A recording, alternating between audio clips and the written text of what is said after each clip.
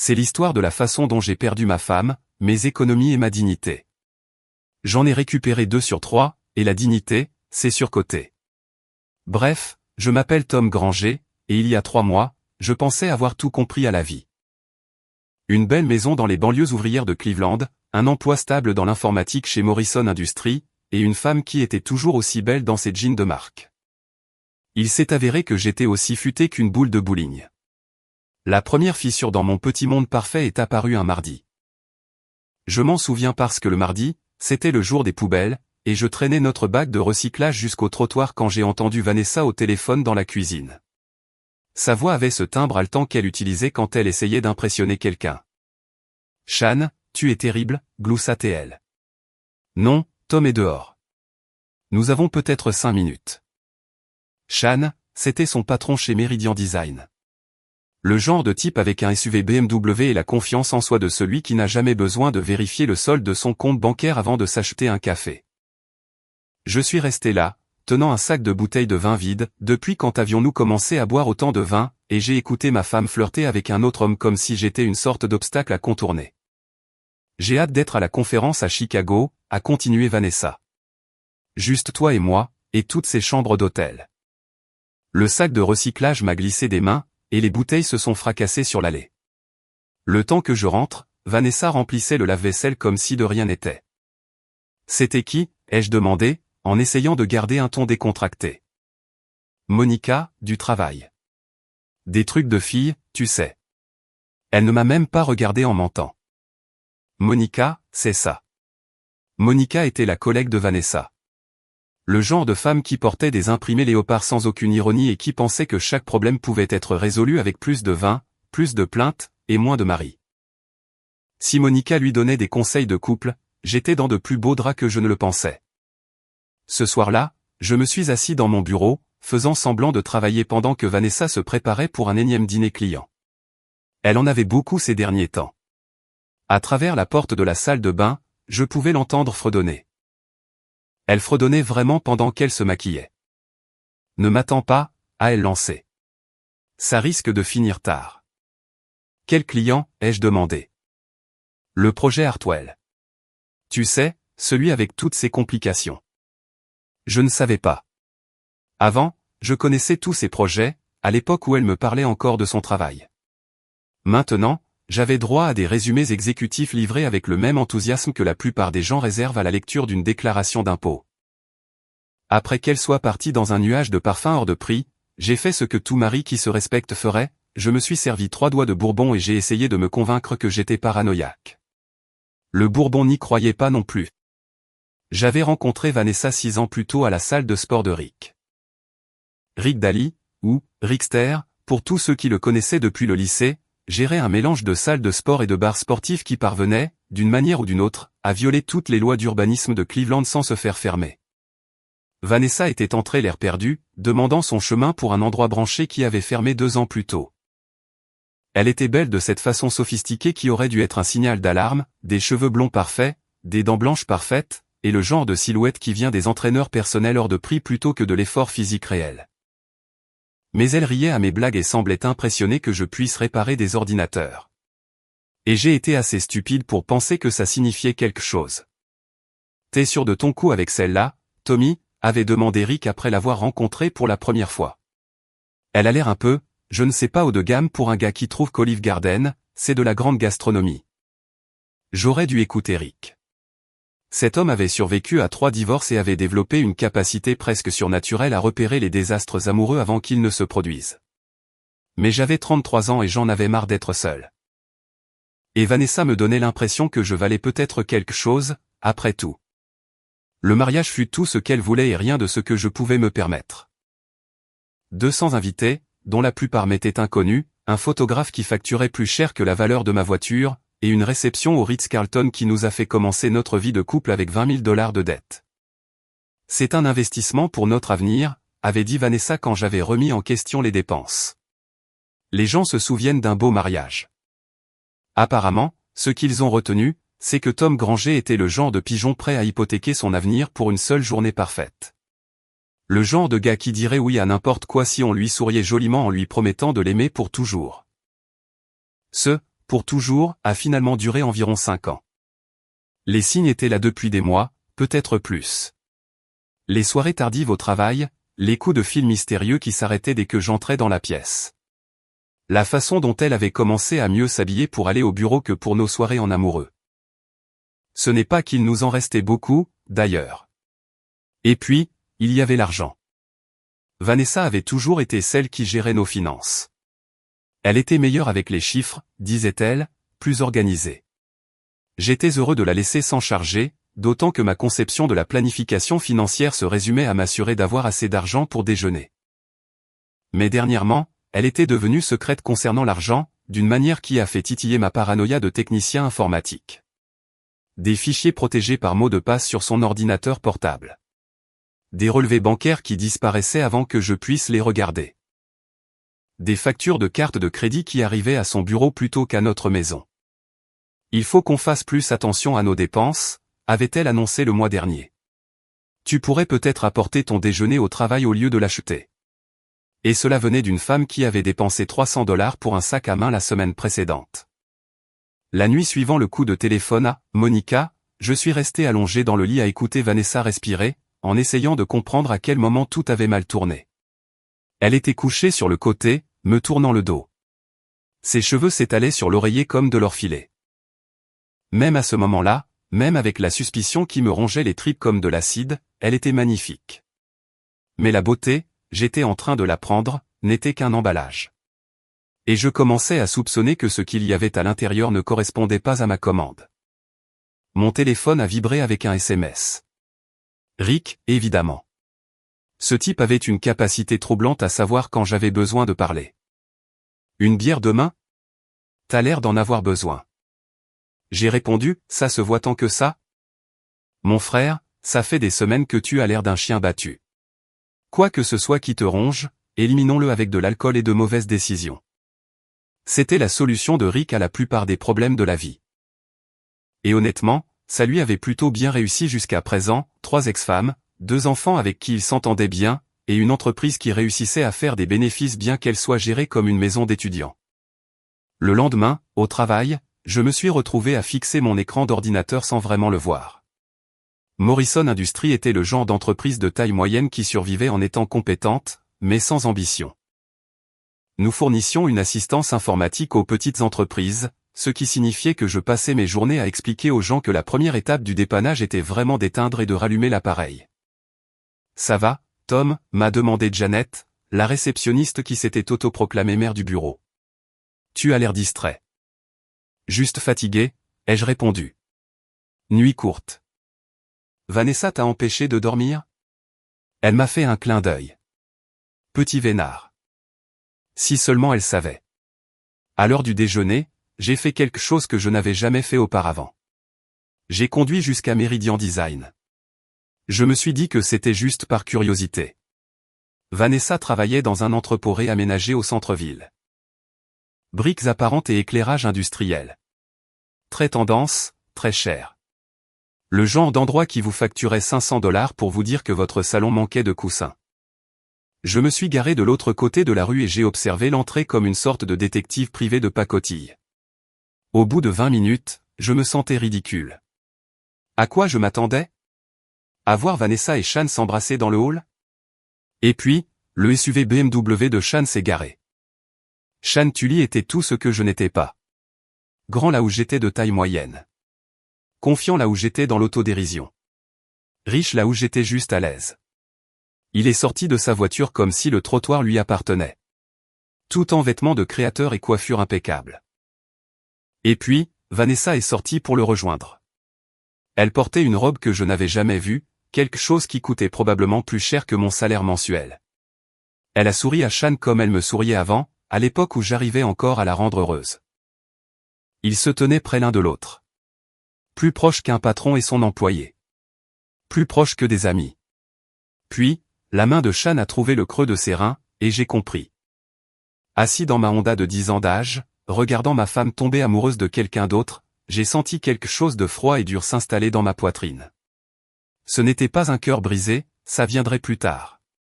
C'était le genre de lucidité qui apparaît quand on arrête enfin de se mentir. Vanessa me trompait.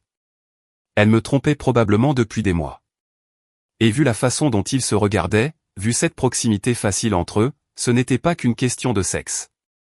Il s'agissait pour elle de choisir une vie différente, une vie meilleure, une vie qui ne m'incluait pas.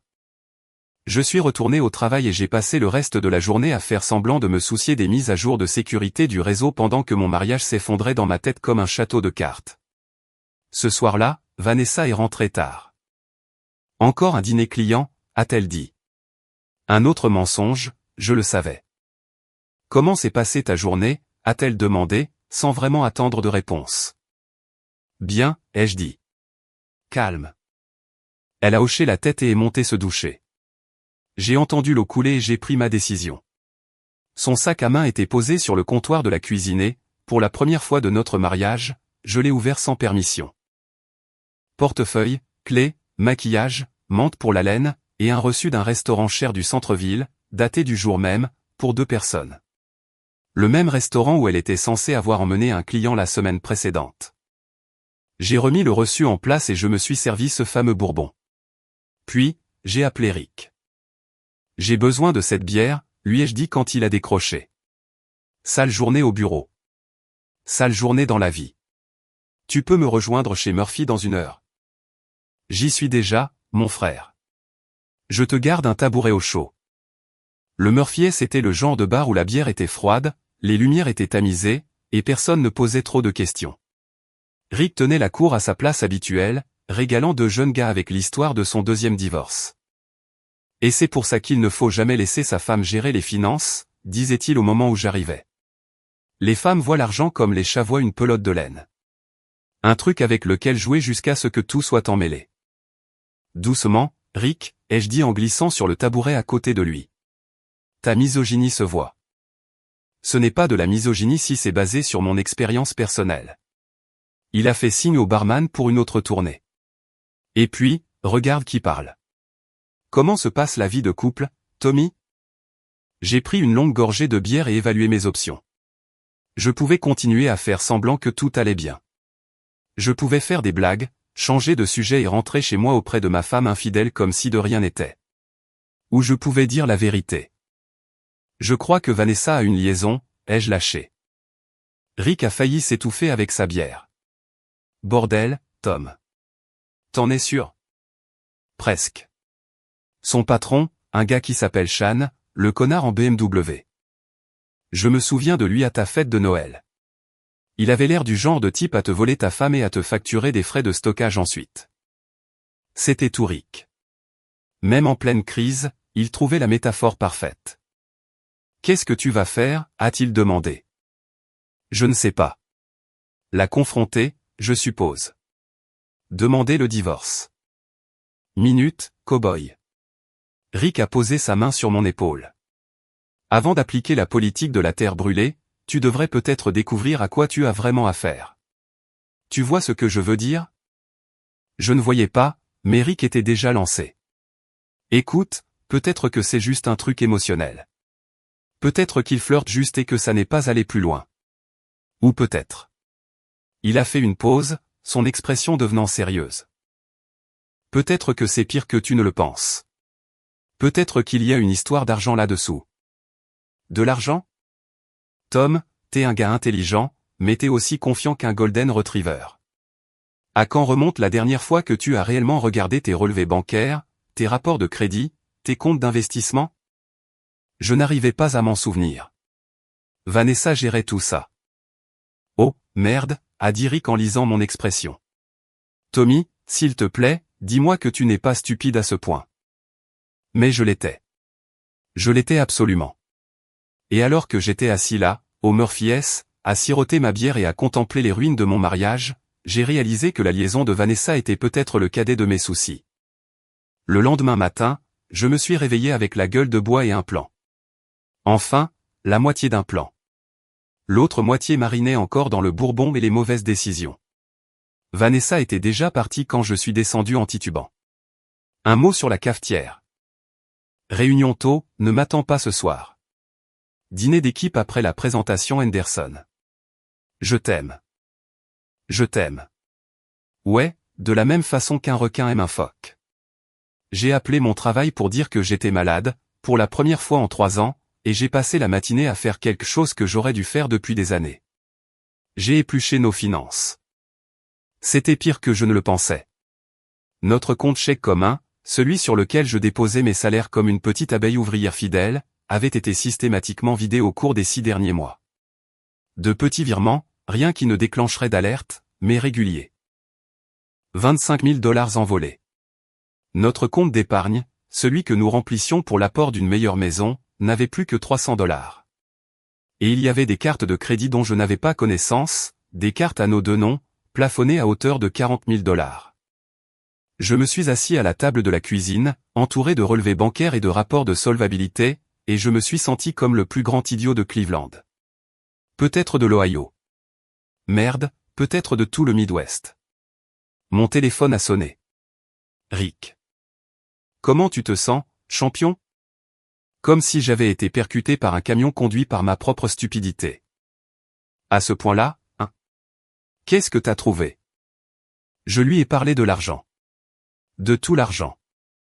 Rick a écouté sans m'interrompre, ce qui était inhabituel chez lui. Quand j'ai eu fini, il y a eu un long silence. Tom, a-t-il dit finalement. Je pense qu'on doit avoir une conversation en personne. Tu peux me rejoindre à la salle? Il est 10 heures du matin, j'ai du café, et il faut qu'on parle de ça sans que personne puisse nous entendre. La salle de sport de Rick occupait le rez-de-chaussée d'un entrepôt réaménagé dans le quartier des Flats de Cleveland. La moitié de l'espace était occupée par des équipements de sport. Poids libre, sac de frappe, un ring de boxe qui avait connu de meilleures décennies. L'autre moitié était le bar, qui techniquement n'ouvrait qu'à midi, mais qui fonctionnait selon l'interprétation très flexible que Rick se faisait des licences de débit de boissons. Je l'ai trouvé dans son bureau, un espace encombré qui donnait l'impression qu'un classeur y avait explosé. Il était au téléphone en train de se disputer au sujet d'une livraison. Non, j'ai commandé 20 caisses de Bud Light, pas de la Miller Lite. Est-ce que j'ai l'air du genre de mec qui boit de la Miller Lite? Il m'a vu et m'a fait signe de m'asseoir. Écoutez, apportez-moi ce que j'ai commandé, ou je trouverai un distributeur capable de faire la différence entre de la bière et de la déception. Il a raccroché en secouant la tête. Idiot.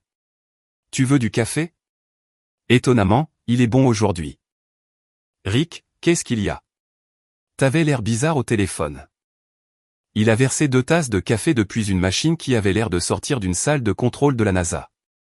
Tom, il faut que je te demande un truc, et j'ai besoin que tu sois honnête. Qu'est-ce que tu sais vraiment du travail de Vanessa? Elle est architecte d'intérieur. Elle bosse pour Meridian Design. Elle gagne bien sa vie. Pas des 1000 et des 100, mais c'est correct. Et Sean, il est le propriétaire. Il a créé la boîte il y a 5 ans. Il fait des trucs résidentiels haut de gamme, et quelques projets commerciaux. Rick a hoché la tête et a sorti son ordinateur portable. J'ai fait des recherches la nuit dernière. Je n'arrivais pas à dormir après notre discussion. Il a tourné l'écran vers moi. C'était un site d'enregistrement des entreprises montrant la structure d'entreprise de Meridian Design. Sean Tully, propriétaire et président. Mais regarde ça.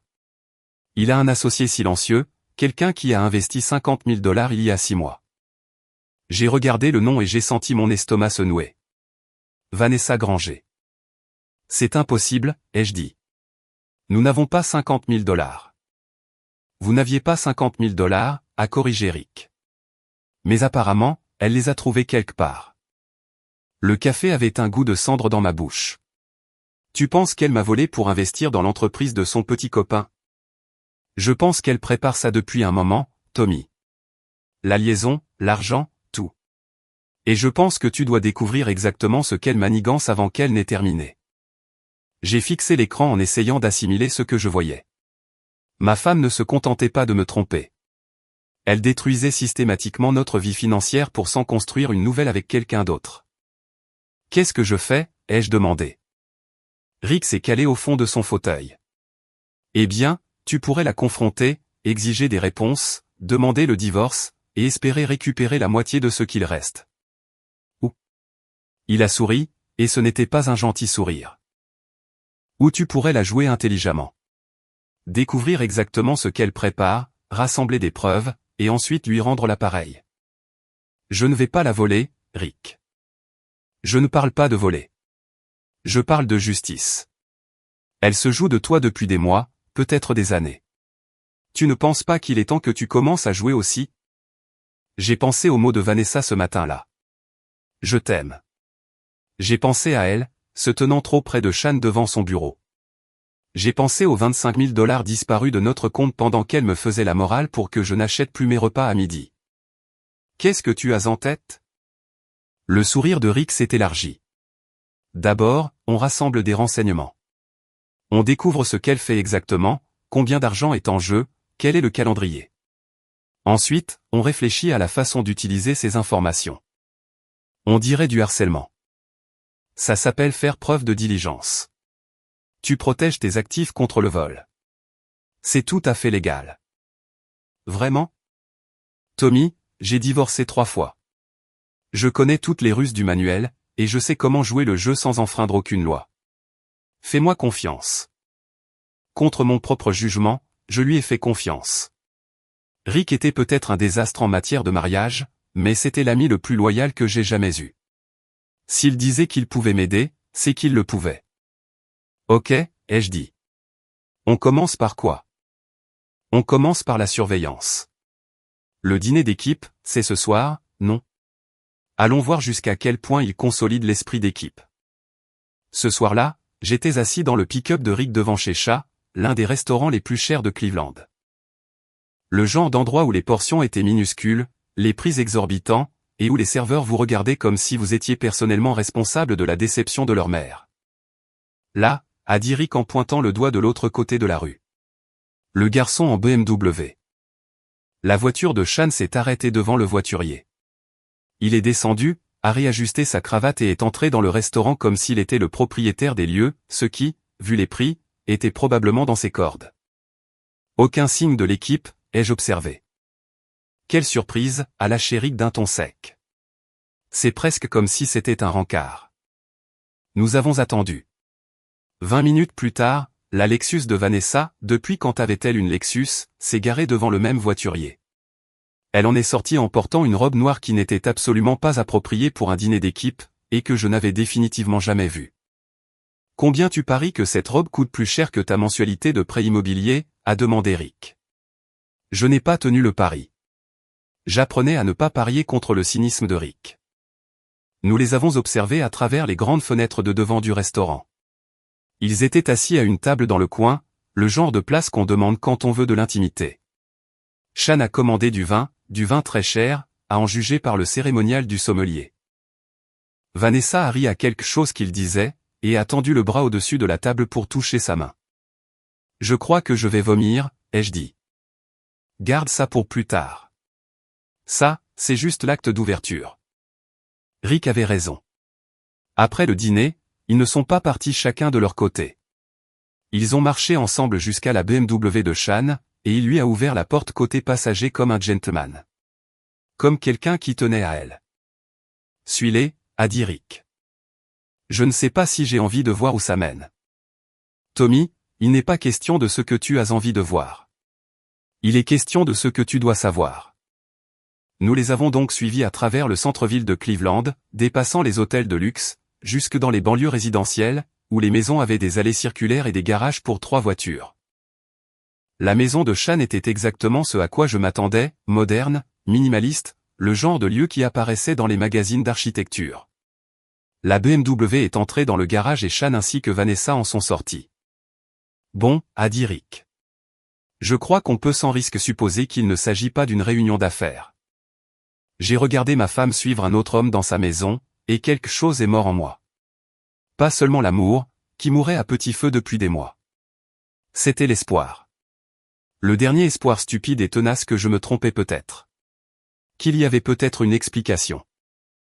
Que mon mariage pouvait encore être sauvé. Je veux rentrer chez moi, ai-je dit. T'es sûr? On pourrait attendre. Voir combien de temps elle reste. Je suis sûr. Rick a démarré le pick-up. Pour ce que ça vaut, Tom, je suis désolé. Je sais que c'est moche. Ouais. Ça l'est. Mais alors que nous reconduisions à travers la ville, devant les lumières et le trafic nocturne, j'ai réalisé que quelque chose d'autre poussait là où l'espoir était mort. Quelque chose de plus dur, de plus froid, et d'infiniment plus utile. J'étais en train de me mettre en colère. Le lendemain matin, Vanessa est rentrée à 6 heures, prétendant s'être endormie chez Monica après avoir bu trop de vin. Elle sentait l'eau de Cologne chère et les mensonges. Comment était le dîner d'équipe, ai-je demandé devant un café. Ennuyeux.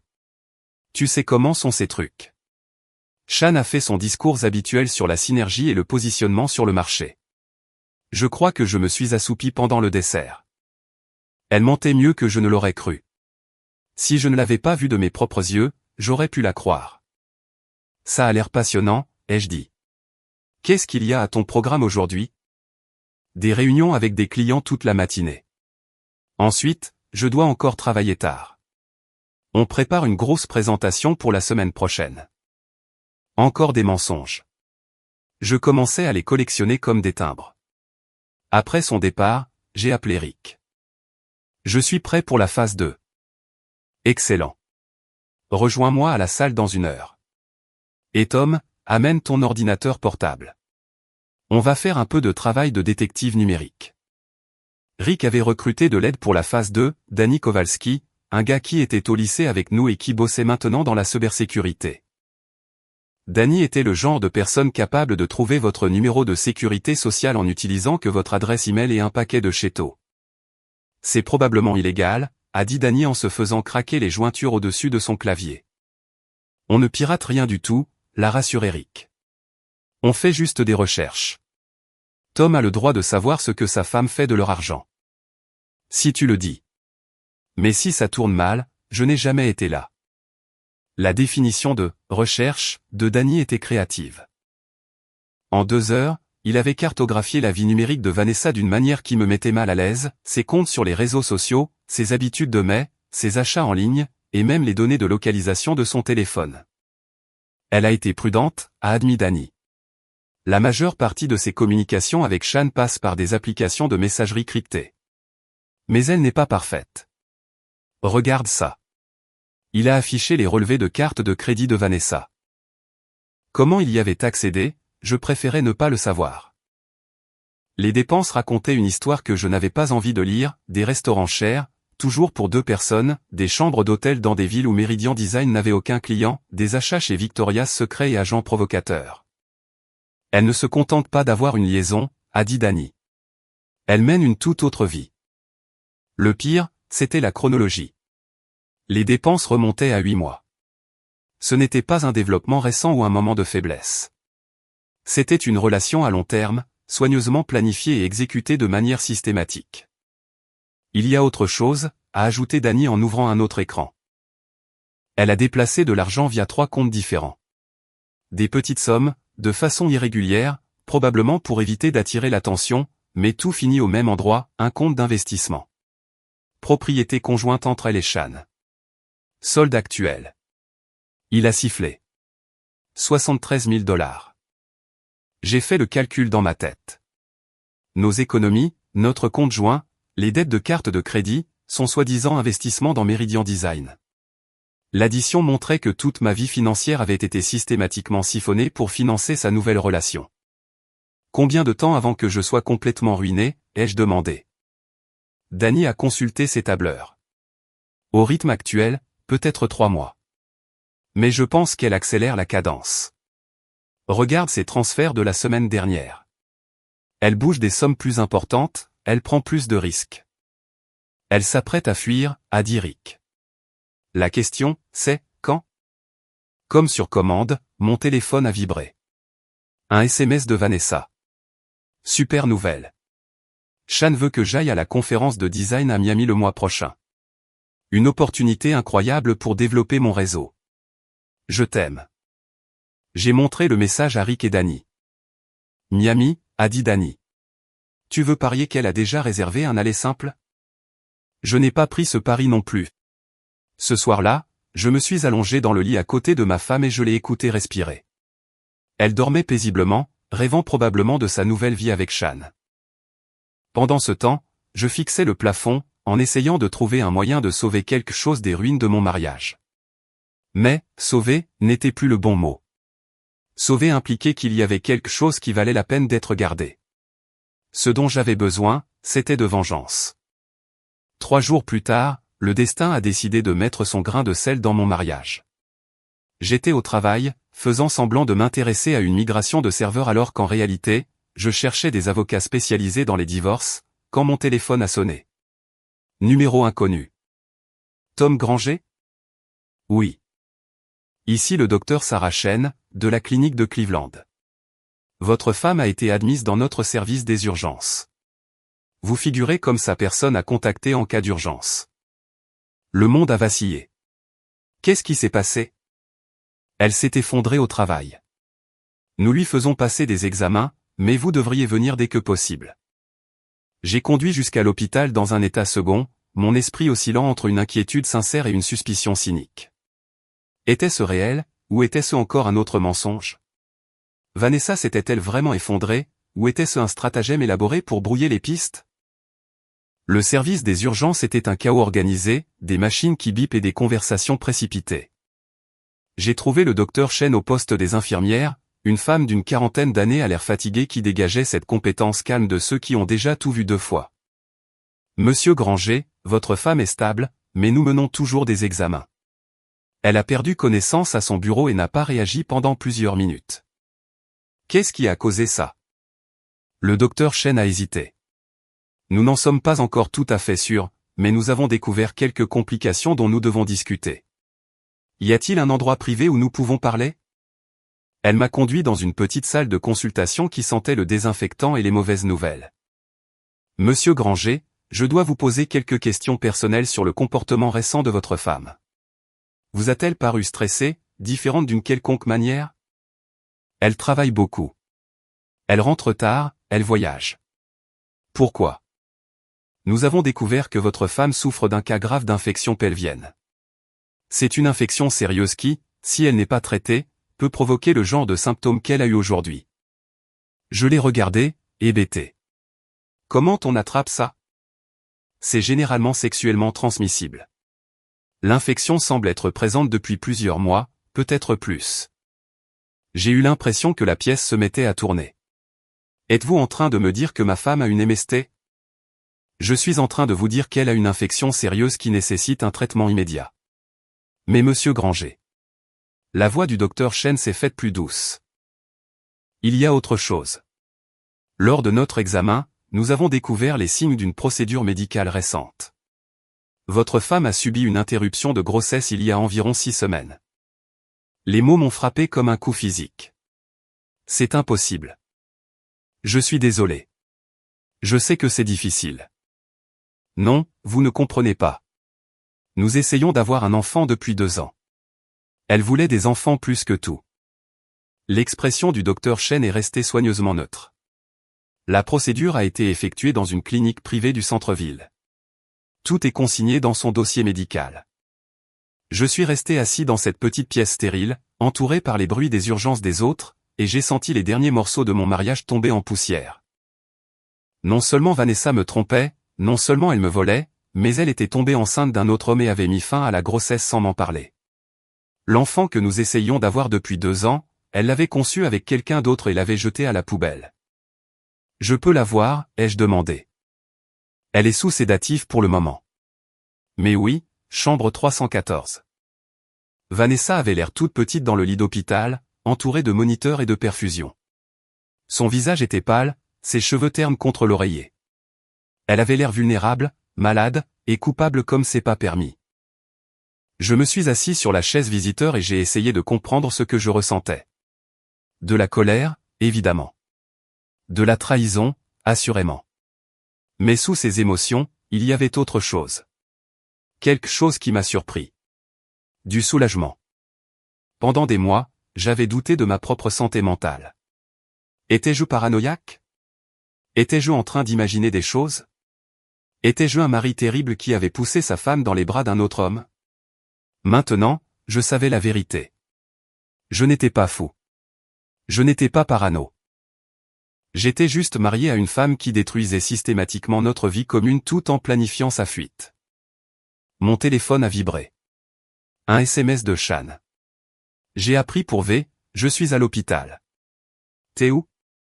J'ai fixé le message. Shan était ici, dans cet hôpital. Il y était probablement depuis plus longtemps que moi, puisqu'il était sa personne à contacter en cas d'urgence au travail. J'ai marché jusqu'à l'ascenseur et je suis descendu dans le hall. Et, en effet, Shan faisait les 100 pas près du bureau d'information, comme un futur père impatient. Il avait l'air sincèrement inquiet, ce qui m'a presque fait ressentir de la pitié pour lui. Presque. Tom. Il m'a aperçu et s'est précipité vers moi. Comment va-t-elle? Les médecins refusent de me dire quoi que ce soit vu que je ne suis pas de la famille. Elle est stable, ai-je dit. Sous sédatif. Dieu merci. Quand elle s'est effondrée au bureau, j'ai cru que... Il a passé ses mains dans ses cheveux parfaits. J'ai eu tellement peur. J'ai scruté son visage, à la recherche de signes de tromperie. Mais l'inquiétude de Shan semblait authentique. Soit c'était un meilleur acteur que je ne le pensais, soit il tenait vraiment à Vanessa. Ce qui rendait ce que je m'apprêtais à faire presque injuste. Presque. Shan, ai-je dit. Je dois te demander quelque chose. D'homme à homme. Bien sûr. Est-ce que tu couches avec ma femme? Il est devenu livide. Tom, je sais. C'est une question simple. Est-ce que tu couches avec ma femme? Il a jeté un regard autour du hall, espérant probablement trouver une issue de secours. On devrait peut-être discuter de ça en privé. Je pense qu'ici, c'est très bien. Est-ce que tu couches avec ma femme? Les épaules de Shan se sont affaissées. Oui. Depuis combien de temps? 8 mois. Et le bébé? Sa confusion était authentique. Quel bébé? Celui dont elle s'est débarrassée il y a 6 semaines.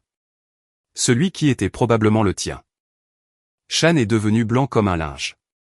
Elle était enceinte. Tu ne savais pas? Elle n'a jamais. Je n'en avais aucune idée. Il s'est effondré sur un siège du hall. Elle a avorté? D'après son dossier médical. Shan a enfoui sa tête dans ses mains. D'où Jésus. Nous sommes restés assis là, dans le hall de l'hôpital, 2 hommes qui s'étaient fait mener en bateau par la même femme. Chacun essayant d'assimiler l'ampleur de sa supercherie. Elle m'a dit qu'elle te quittait, a fini par dire Shan. Elle a dit que tu étais abusif et tyrannique. Que tu ne comprenais pas ses ambitions. Elle a dit qu'elle avait juste besoin de temps pour régler les détails financiers. Les détails financiers étant mon argent qu'elle était en train de me voler. Quoi? Je lui ai parlé des économies disparues, des cartes de crédit secrètes, du compte d'investissement. Shan a écouté avec une horreur grandissante. Je croyais qu'elle avait de l'argent de famille, a-t-il dit. Elle a dit que ses parents lui avaient laissé un héritage. Ses parents sont bien vivants et en pleine forme en Floride. Ce sont des professeurs à la retraite. Shan avait l'air malade. Elle nous a menti à tous les deux. On dirait bien. Nous sommes restés silencieux pendant un moment. 2 idiots qui s'étaient fait berner par la même femme. Qu'est-ce que tu vas faire? A demandé Shan.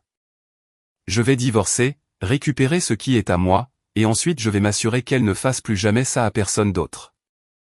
Shan a hoché la tête lentement. Je suis marié, moi aussi. Depuis 15 ans. Si ma femme l'apprend. Ce n'est pas mon problème, Tom. S'il te plaît. Je sais que j'ai merdé, mais mes enfants. Tu aurais dû y penser avant de commencer à baiser ma femme. Je l'ai laissée planter là dans le hall et je suis remonté. Vanessa était réveillée, regardant autour d'elle avec des yeux confus. Tom. Que s'est-il passé? Tu t'es effondré au travail. Tu es à l'hôpital. Elle a essayé de s'asseoir, a grimacé, et est retombée contre les oreillers. Je me sens tellement mal. Tu as une infection. Une infection grave. Quel genre d'infection? J'ai observé son visage attentivement. Le genre que tu attrapes en couchant avec quelqu'un qui a une MST. Son expression n'a pas changé, mais quelque chose a vacillé dans ses yeux. De la peur, peut-être, ou du calcul. Je ne sais pas de quoi tu parles. Les médecins me l'ont dit, Vanessa. Ils m'ont parlé de l'infection, et ils m'ont parlé de l'IVG. Maintenant, son visage a changé. Le masque est tombé. Et pendant un instant, j'ai vu la vraie Vanessa en dessous. Pas l'épouse aimante ou la professionnelle ambitieuse. Mais quelqu'un de froid, de calculateur, et de totalement dépourvu de remords. Tom, ne fais pas ça. Arrête. Je sais pour Shan. Je sais pour l'argent. Je sais tout. Elle a fermé les yeux. Depuis combien de temps es-tu au courant? Assez longtemps. Qu'est-ce que tu vas faire? J'ai regardé ma femme allongée sur son lit d'hôpital, entourée par les conséquences de ses choix, et j'ai senti quelque chose s'enclencher en moi. Plus de pardon, plus même de tristesse. Juste un sentiment de détermination froid et clair. Je vais te détruire, ai-je dit. Complètement, légalement. Et je vais savourer chaque minute de ça. Vanessa a ouvert les yeux et m'a regardé. Pour la première fois depuis des mois, peut-être des années, elle me voyait vraiment. Pas le mari pratique ou le compte en banque utile, mais moi. T'as pas les couilles, a-t-elle craché. J'ai souri. Ce n'était pas un gentil sourire. On verra. J'ai quitté l'hôpital avec un plan qui prenait forme dans ma tête et le sac à main de Vanessa entre les mains. Elle m'avait demandé de le lui apporter de sa voiture, et j'avais été heureux de lui rendre ce service. Après tout, quel genre de mari n'aiderait pas sa femme malade? Le genre qui vient de découvrir que sa femme est une sociopathe menteuse, infidèle et voleuse, apparemment. J'ai conduit directement à la salle de sport de Rick.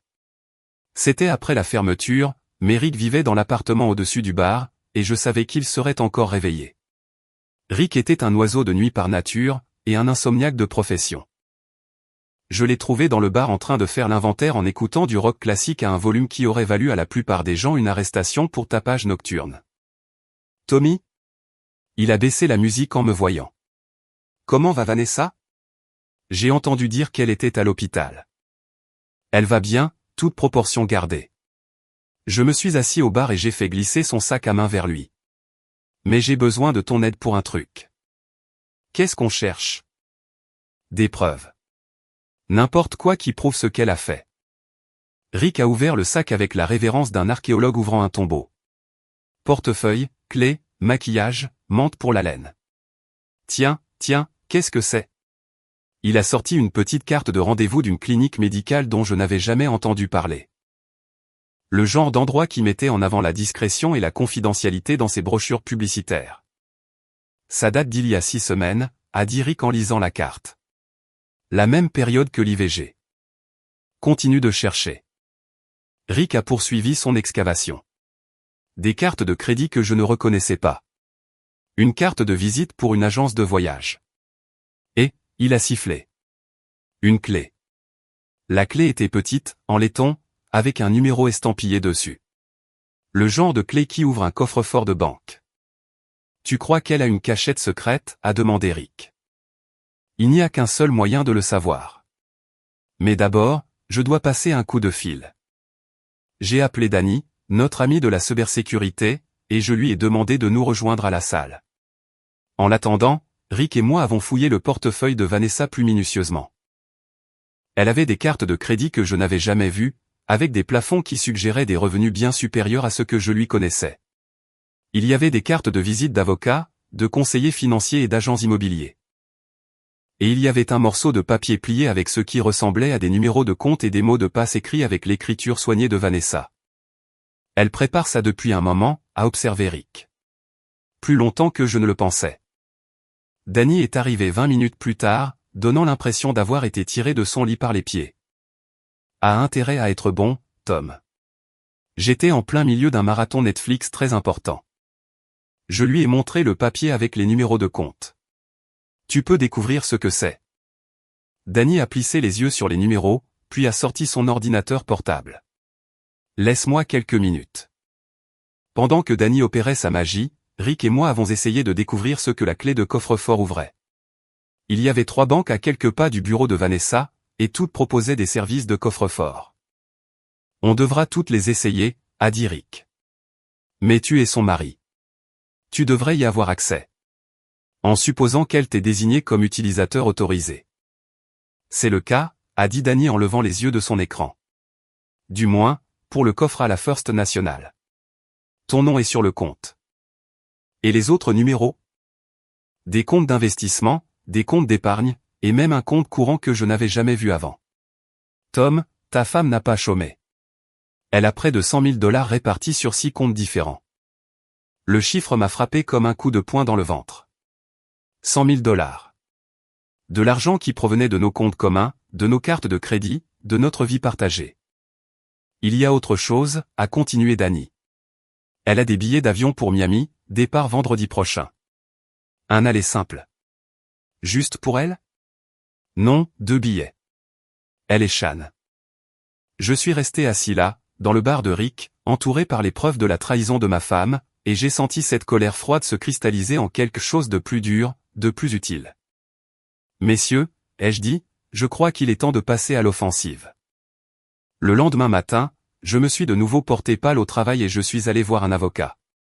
Pas n'importe quel avocat, Marcus Webb, le gars que Rick avait engagé pour son 2e divorce.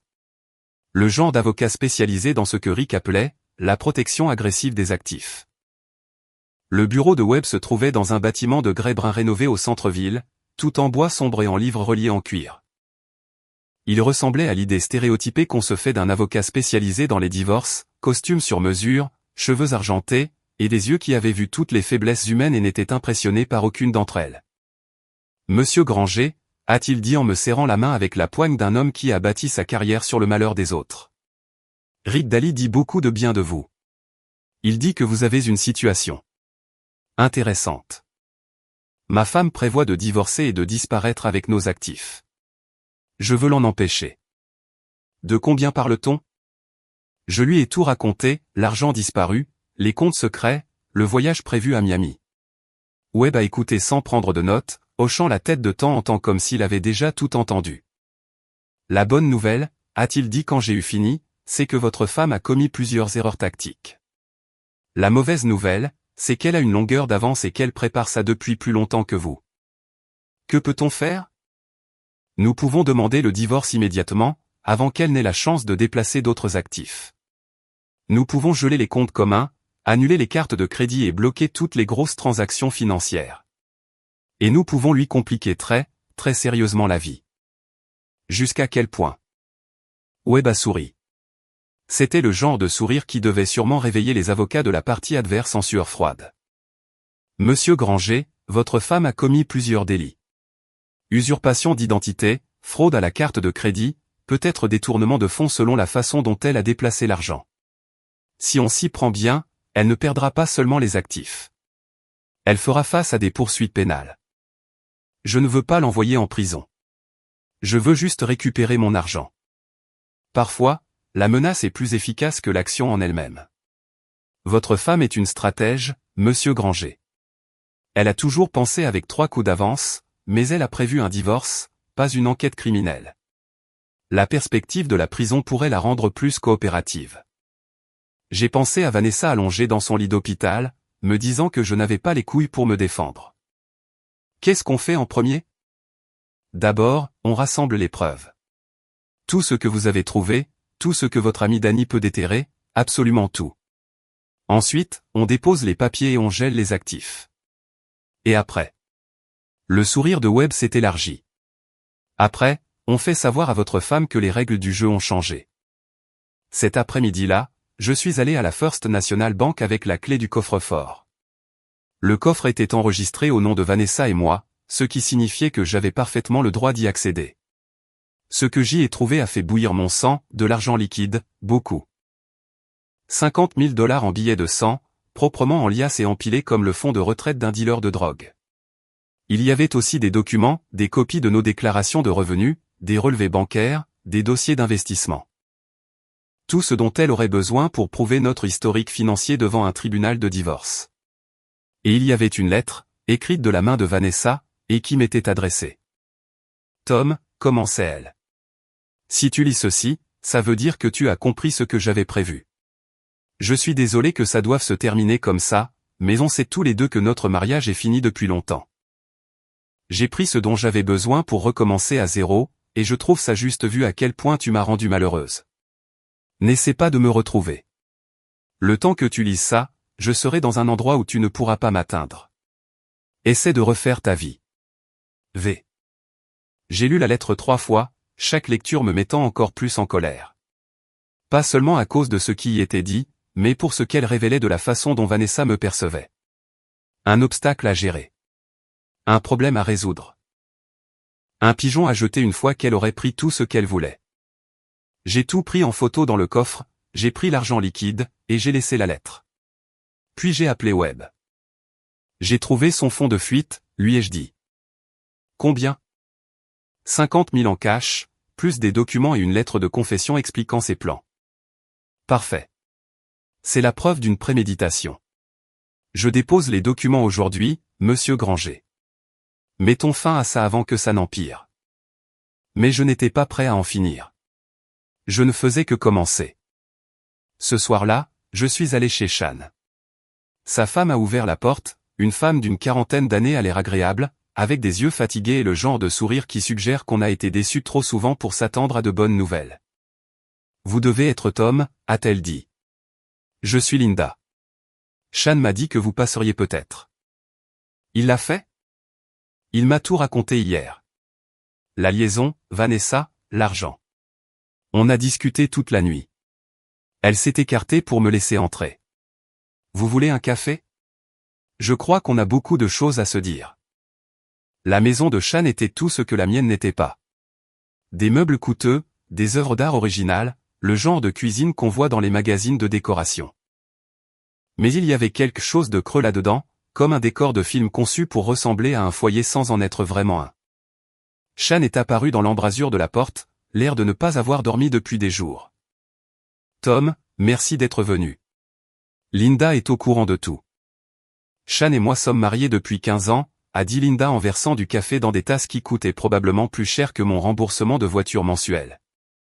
Nous avons eu nos problèmes, mais nous avons toujours été honnêtes l'un envers l'autre. Jusqu'à maintenant. Elle m'a tendu le café et s'est assise en face de moi à l'îlot de la cuisine. Shan m'a dit que votre femme vous volait, entre autres choses. La question, c'est, qu'est-ce que nous allons faire à ce sujet? J'ai regardé de l'un à l'autre. Nous. Tom, a dit Shan. Je sais que j'ai merdé. Je sais que j'ai aidé à détruire ton mariage. Mais Vanessa s'est jouée de nous deux. Elle m'a menti tout autant qu'elle t'a menti. Elle lui a dit qu'elle était divorcée, a ajouté Linda. Qu'elle disait que vous étiez violent et possessif.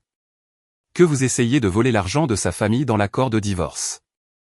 Et tu as cru ça? Shan a eu la décence d'avoir l'air honteux. J'avais envie d'y croire. Elle était magnifique. Elle semblait vulnérable. Et je traversais la crise de la quarantaine. Je n'en suis pas fier, mais je ne vais pas faire semblant que ça ne s'est pas produit. Linda a tendu la main et a serré celle de son mari. Nous avons décidé de surmonter ça, mais cela signifie nous assurer que Vanessa ne puisse faire de mal à personne d'autre comme elle nous en a fait. Qu'est-ce que vous proposez? Shan a gardé des traces, a dit Linda. Chaque conversation, chaque plan, chaque mensonge que Vanessa lui a raconté. Nous voulons vous aider à l'arrêter. J'ai bu une gorgée de café et j'ai réfléchi à l'offre. Il y a une semaine, Shan était mon ennemi. Maintenant, il s'offrait comme allié. L'ennemi de mon ennemi, et tout le tralala. Quel genre de traces? Shan a sorti son téléphone et m'a montré une conversation par SMS avec Vanessa. Des centaines de messages remontant à des mois. Des plans pour leur nouvelle vie ensemble. Des discussions sur l'argent, sur le timing, sur la façon de gérer le « problème Tom ». Elle prévoit de disparaître depuis 6 mois, a dit Shan. Le voyage à Miami n'était que le début. Elle a l'intention de déménager au Costa Rica, où l'extradition est compliquée et le coût de la vie est bas. Au Costa Rica? Elle a déjà choisi une maison. Payée avec ton argent. J'ai posé ma tasse de café avant de la jeter contre le mur. Montrez-moi tout. Nous avons passé les 2 heures suivantes à éplucher le téléphone de Shan, ses emails, les fichiers de son ordinateur. L'image qui en est ressortie était celle d'une femme qui avait planifié sa fuite avec une précision militaire. Chaque détail avait été pris en compte, chaque éventualité anticipée. Sauf une. Elle n'avait pas prévu de se faire prendre. Il y a autre chose, a dit Linda alors que je m'apprêtais à partir. Sean n'est pas sa première liaison. Qu'est-ce que vous voulez dire? J'ai fait quelques recherches après que Sean m'a parlé de Vanessa. J'ai posé des questions, parlé à des amis communs. Ce n'est pas la première fois qu'elle fait ça. Elle m'a tendu un dossier. Vanessa a été mariée avant vous, Tom. À un homme nommé David Sean, en Californie. Le mariage a duré 3 ans et s'est terminé par un divorce chaotique où elle l'a accusé de violence et lui a pris la moitié de ses biens. J'ai ouvert le dossier et j'y ai trouvé des documents judiciaires, des articles de journaux, et même une photo de Vanessa avec son premier mari. Elle avait l'air plus jeune, plus heureuse, mais il y avait quelque chose de familier dans l'expression de ses yeux. Le même regard calculateur que j'avais vu à l'hôpital. Elle a déjà fait ça, ai-je murmuré. 2 fois, en fait. Il y a eu une autre relation après David, un homme nommé Robert Martinez à Phoenix. Même schéma. Romance éclair, mariage rapide, problème financier mystérieux, divorce sordide. D'où Jésus. C'est une professionnelle, Tom. C'est ce qu'elle fait. Elle trouve des hommes qui ont réussi et qui sont seuls, elle les épouse, vole leur argent, et disparaît. Vous êtes juste son dernier pigeon en date. J'ai conduit jusqu'à chez moi ce soir-là avec une nouvelle compréhension de ce à quoi j'avais affaire. Il n'était plus seulement question d'une femme infidèle ou d'un mariage raté. Il était question d'une prédatrice qui chassait des hommes comme moi depuis des années. Mais Vanessa avait commis une erreur cruciale. Elle avait choisi le mauvais pigeon cette fois-ci. Car contrairement à ses précédents maris, j'avais des amis. J'avais des alliés. Et je n'avais plus rien à perdre. La guerre ne faisait que commencer. Vanessa est rentrée de l'hôpital 3 jours plus tard, l'air pâle mais déterminé. Je l'attendais dans la cuisine. Les papiers du divorce étaient étalés sur la table comme une carte routière vers la liberté. Il faut qu'on parle, ai-je dit. Elle a regardé les documents, et j'ai vu son visage passer par toute une série de calculs, surprise, peur, colère, et enfin, résignation. Depuis combien de temps es-tu au courant, a-t-elle demandé en s'asseyant en face de moi. Assez longtemps. Signe les papiers, Vanessa. Je veux les lire d'abord. Je t'en prie. Elle a pris la première page et a commencé à lire. J'ai observé son visage pendant qu'elle assimilait les termes. Je demandais tout. La maison, les voitures, et tout l'argent qu'elle avait transféré sur ses comptes secrets. Même sa bague de fiançailles. C'est ridicule, a-t-elle fini par dire. Tu ne peux pas tout prendre. Je ne prends rien. Je garde ce qui est à moi. La moitié de cet argent est à moi. Quelle moitié? Celle que tu as volée sur notre compte commun ou celle que tu as accumulée sur des cartes de crédit à mon nom? Elle a posé les papiers et m'a regardé avec quelque chose qui ressemblait presque à du respect. Tu n'as pas chômé. J'ai appris de la meilleure. Tom, on peut arranger ça. On n'a pas besoin d'avocat. On a déjà des avocats. Le mien est très bon. Le tien? J'ai haussé les épaules. Eh bien, tu n'en as pas encore engagé un, n'est-ce pas? Trop occupé à préparer ta fuite au Costa Rica. Son visage est devenu livide. Comment es-tu au courant de ça? Sean me l'a dit. Et Linda aussi. Un couple charmant, au passage. Ils travaillent à régler leurs problèmes. Contrairement à nous. Sean ne ferait pas ça. Sean ferait ça. Et Sean l'a fait. C'est marrant, avec les liaisons, Vanessa, elles sont bâties sur des mensonges. Et les mensonges ont tendance à s'effondrer quand la pression devient trop forte. Je me suis levé et j'ai marché vers le plan de travail de la cuisine, où j'avais étalé tout ce que j'avais trouvé, relevés bancaires, factures de carte de crédit, photos de son coffre-fort, impression de ses SMS avec Sean. Voilà ce que je sais, ai-je dit en désignant la pile de preuves. Tu prépares ça depuis 8 mois. Tu as volé plus de 100 000 $ sur nos comptes communs. Tu as ouvert des cartes de crédit à mon nom et tu as atteint les plafonds. Tu as eu une liaison avec ton patron, tu es tombée enceinte de lui, et tu as avorté sans rien nous dire à aucun de nous deux. J'ai pris un autre dossier. Et ça, c'est ce que Linda a découvert sur tes précédents mariages. David Sean en Californie. Robert Martinez à Phoenix. Même schéma à chaque fois. Séduire, épouser, voler, disparaître. Le sang-froid de Vanessa a enfin craqué. Tu ne comprends pas. Ces hommes étaient des bourreaux, tout comme toi. Tout comme Shan l'aurait été si tu avais réussi. Shan savait dans quoi il s'embarquait. Shan pensait que tu étais divorcé. Il pensait que j'étais violent. Il pensait que ton argent venait d'un héritage familial. Je me suis rassis en face d'elle. Tu as menti à tout le monde, Vanessa. Mais les mensonges s'arrêtent maintenant. Elle a fixé les preuves pendant un long moment, puis m'a regardé à nouveau. Qu'est-ce que tu veux? Je veux que tu signes ces papiers. Je veux que tu transfères tout l'argent volé sur notre compte joint. Je veux que tu clôtures toutes les cartes de crédit que tu as ouvertes à mon nom. Et je veux que tu disparaisses de ma vie pour toujours. Et si je ne le fais pas? J'ai sorti un dernier dossier. Alors mon avocat porte plainte au pénal. Usurpation d'identité, fraude à la carte de crédit, détournement de fonds. L'avocat de Linda dépose des poursuites pour aliénation d'affection. Et l'avocat de David Chen, oui. Je l'ai retrouvé, porte plainte pour l'argent que tu lui as volé et qui n'a jamais été récupéré. Tu bluffes. Essaie pour voir. Nous sommes restés assis là en silence pendant plusieurs minutes, à nous dévisager au-dessus des ruines de notre mariage. Finalement, Vanessa a pris un stylo. Il me faudra du temps pour transférer l'argent. Tu as 24 heures. Ce n'est pas assez. Alors tu ferais bien de commencer à passer des coups de fil. Elle a signé les documents avec des traits vifs et rageurs, comme si elle essayait de transpercer la table avec le stylo. J'espère que tu es heureux, a-t-elle dit. J'y travaille. Les 24 heures suivantes furent les plus longues de ma vie. Je les ai passées à la salle de sport de Rick, à boire du café et à regarder Danny surveiller les comptes financiers de Vanessa en temps réel. Elle fait vite, a rapporté Danny. Elle transfère l'argent, clôture les comptes, liquide les investissements. Elle le fait vraiment. Combien pour l'instant? Environ 60 000. J'attends toujours le reste. Rick m'a apporté un autre café et s'est assis à côté de moi. Comment tu tiens le coup, Tommy? Mieux que ce que je pensais. Je croyais que je me sentirais plus mal de détruire sa vie. Tu ne détruis pas sa vie. Tu l'empêches de détruire celle d'autres personnes. C'est pareil, non? Pas du tout. À 23h47, l'ordinateur de Danny a émis un son de notification. C'est le dernier transfert.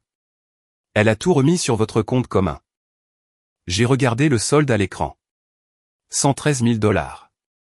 Plus que ce à quoi je m'attendais, moins que ce que j'avais perdu en dommages émotionnels, mais assez pour recommencer à zéro. Et maintenant, a demandé Rick. Maintenant, je change les serrures.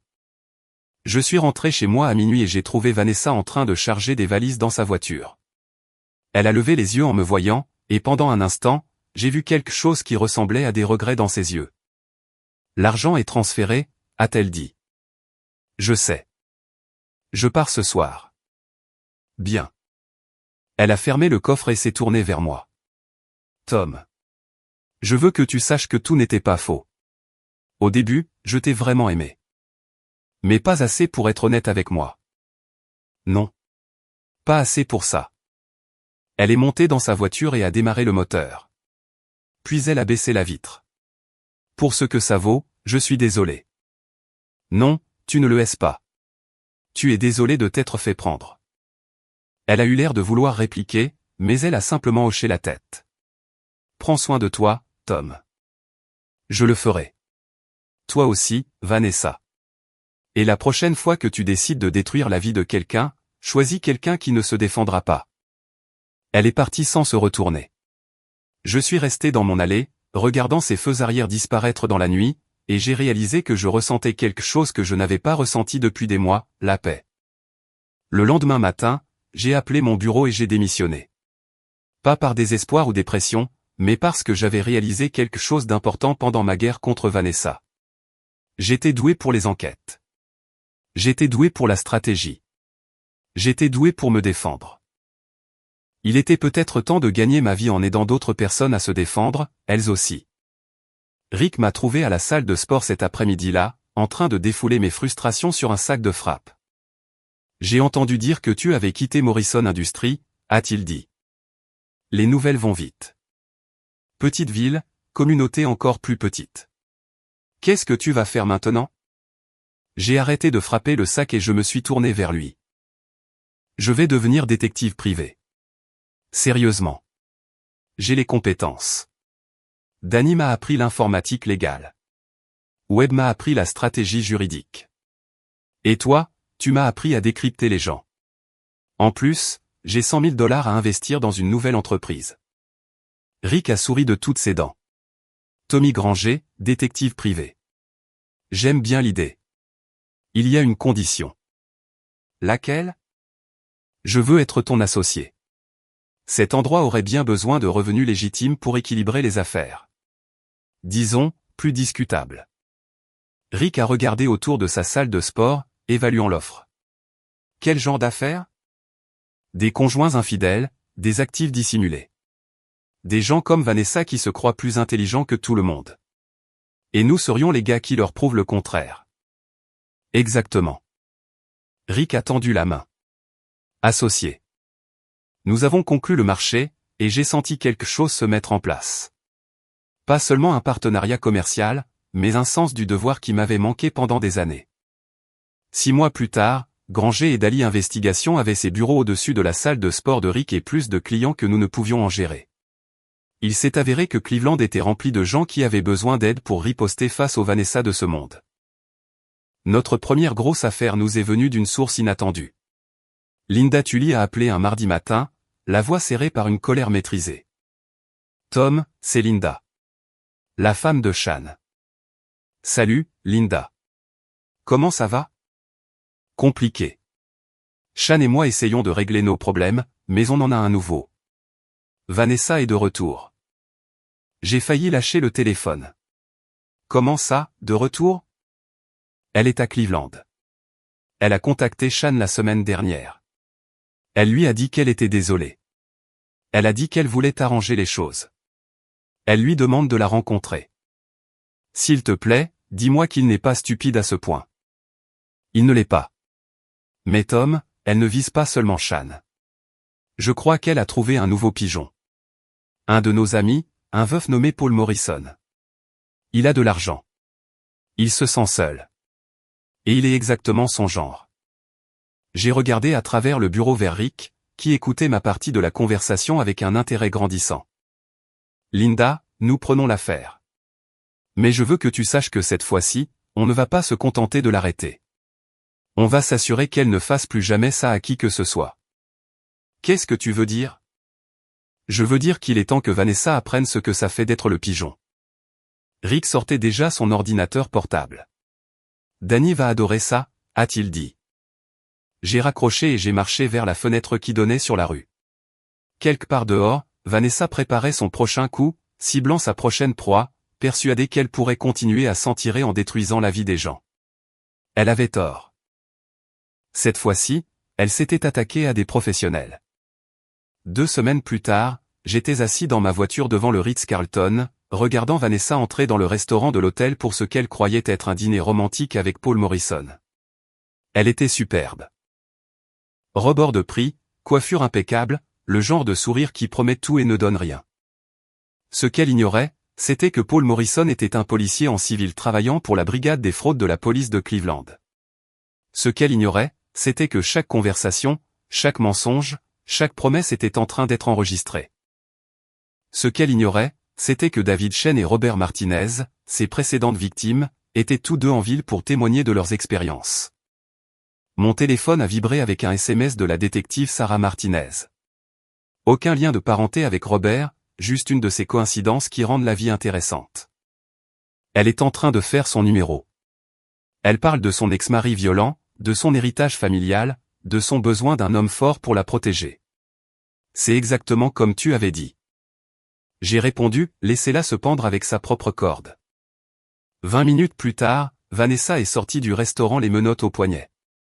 J'ai regardé la voiture de police s'éloigner, emmenant la femme qui avait failli détruire ma vie vers une cellule de prison où elle aurait tout le temps de réfléchir à ses choix. Rick est apparu à la fenêtre de mon passager, tapant sur la vitre. Je l'ai baissé. « Qu'est-ce que ça fait ?» a-t-il demandé. Le goût de la justice. Tu veux aller boire une bière pour fêter ça?